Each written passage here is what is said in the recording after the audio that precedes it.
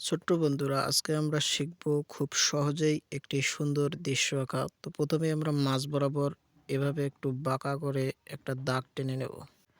তারপর এই সাইড দিয়ে একটি ছোট্ট ঘর আঁকবো। তো ঘর আঁকা অনেক সহজ। প্রথমে উপর থেকে নিচে বাঁকা করে একটা দাগ দেব, তারপর আবার বিপরীত দিকে একটা বাঁকা করে দাগ দেব, এরপর আবার উপরের দিকে একটা দাগ দিয়ে নিচের দিকে নামিয়ে আনবো। এরপর নিচের দাগ দুটো একসাথে লাগিয়ে দেব। তারপর পিছনের চালাটা ডাবল করে আঁকতে হবে। তো এভাবে উপরের দিকে আবার তুলে দেব।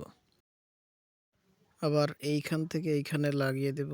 আবার উপর থেকে এইখানে লাগিয়ে দেব। এরপর আমরা একটি দরজা আঁকবো। তো দরজা আঁকা অনেক সহজ। প্রথমে আমরা এখানে চারকোণাকার একটি বাক্স তৈরি করে নেব। তারপর দরজার মাঝখানে ছোট্ট একটি দাগ দিয়ে দেব। এরপর একইভাবে জানালাটি এঁকে নেব। এরপর এই ঘরটির উপর সুন্দর একটি গাছ আঁকা যায়। তো ভি লেটার থেকে আমরা এই গাছটি অঙ্কন করতেছি।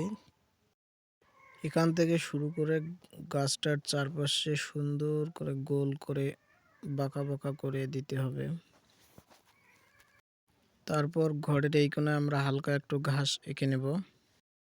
ঘরের দরজা থেকে নিচ পর্যন্ত সুন্দর করে একটি রাস্তা তৈরি করে নেব এভাবে বাঁকা করে। আবার একইভাবে সুন্দর করে বাঁকা করে নিচ পর্যন্ত একটি দাগ দিয়ে নেব। এরপর এই কোণায় হালকা একটু ঝোপঝাড় এঁকে নেব, তাহলে আর্টটি আরো বেশি সুন্দর দেখা যাবে।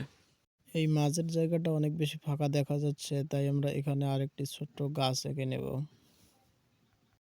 গাছ আঁকার কৌশলটা ঠিক আগের মতোই, ভি লেটার থেকে গাছটি এঁকে নিতে হবে। এরপর গাছের গোড়ায় হালকা একটু করে ঘাস এঁকে নেব। এখানে নিচের দিকটা অনেক বেশি ফাঁকা দেখা যাচ্ছে, তাই আমরা এখানে কয়েকটি ফুল এঁকে নেব। এরপর দূরের ঝোপঝাড়গুলো একটু বাঁকা বাঁকা করে এঁকে নিতে হবে। আমার মনে হচ্ছে এই জায়গায় একটা সূর্য দিলে আর্টটা আরো অনেক বেশি সুন্দর দেখা যাবে, তাই এখানে একটি সূর্য এঁকে নেব। তো সূর্যের রশ্মিগুলো একটি ছোট দাগ ও আরেকটি বড় দাগ মিলে এভাবে আঁকতে হবে। সূর্যের উপরের দিকে দু একটা পাখি এঁকে নেব। এরপর আর্টটিতে তোমাদের পছন্দ অনুযায়ী রং করে নাও। এরকম সুন্দর ও সহজেই আর্ট শিখতে হলে চ্যানেলটি সাবস্ক্রাইব করতে পারো।